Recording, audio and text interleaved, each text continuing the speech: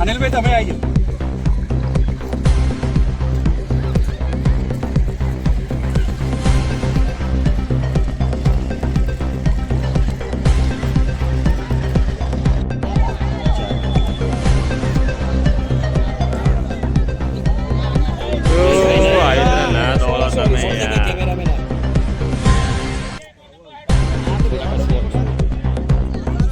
થોડા કસવા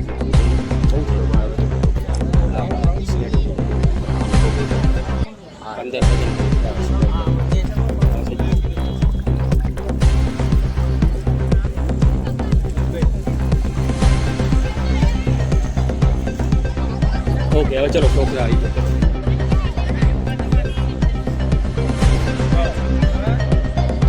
બેસ બેસ બેટા બેસ.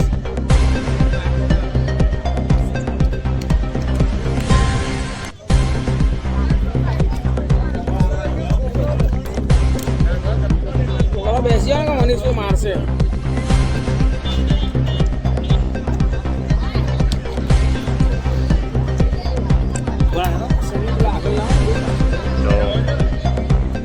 થોડા તમે ઘૂમવાનો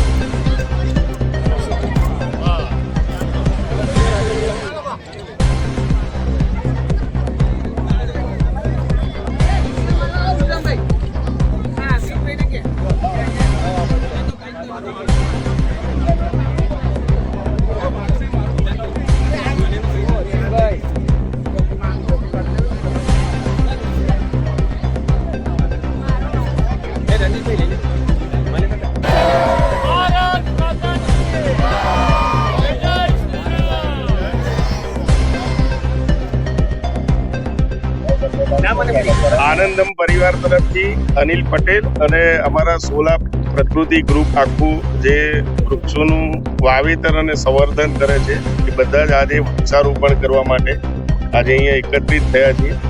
માનનીય અમિતભાઈ શાહ સાહેબનો એક પ્રોગ્રામ હતો કે ભાઈ આજની તારીખે 12 તારીખે એક સાથે 1 કરોડથી વધારે વૃક્ષોનું વાવેતર કરવું અને વાવેતર થયા પછી એનું સંવર્ધન કરવું અને એને ઉછેરવા એ સંકલ્પ સાથે આનંદમ પરિવારે 2,11,000 વૃક્ષો વાવવાનો અને એને ઉછેરવાનો એક સંકલ્પ કર્યો છે. એમાં અમારા પરિવાર સાથે સોલા પ્રકૃતિ ગ્રુપ પણ જોડાયું છે અને અમે બધા અહીંયા એનું વૃક્ષારોપણ કર્યું છે. આજે કેટલા વૃક્ષ રોપવામાં આજે 2,11,000 ટ્રીઝનો ટાર્ગેટ છે. એમાં કલોલ તાલુકાના 2 ગામ છે, જાસપુર અને દંતાલી, અને ગાંઠલોડિયા તાલુકાનું એક ગામ છે લપકામણ. એમ 3 ગામોમાં થઈને ટોટલ 2,11,000 વૃક્ષો લગાવવામાં આવશે. ખાસ કરીને કયા પ્રકારનો મેસેજ હતો આનંદમ પરિવાર તરફથી વૃક્ષારોપણ કરતા હોય?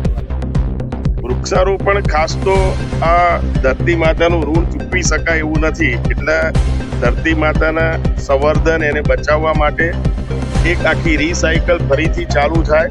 વૃક્ષોની સાથે સાથે પર્યાવરણની સાથે સાથે જે પક્ષીઓ છે એનું પણ એક રિસાયકલ ને એનું સંવર્ધન ને એનું આખું એક પ્રોસેસ ચાલુ થાય. જે અસહ્ય ગરમી પડે છે એમાં ઘટાડો થાય, વરસાદ જે અલ નીનોની વાત આવે છે તો વૃક્ષોના વાવેતરથી વરસાદ પણ નિયમિત પડે.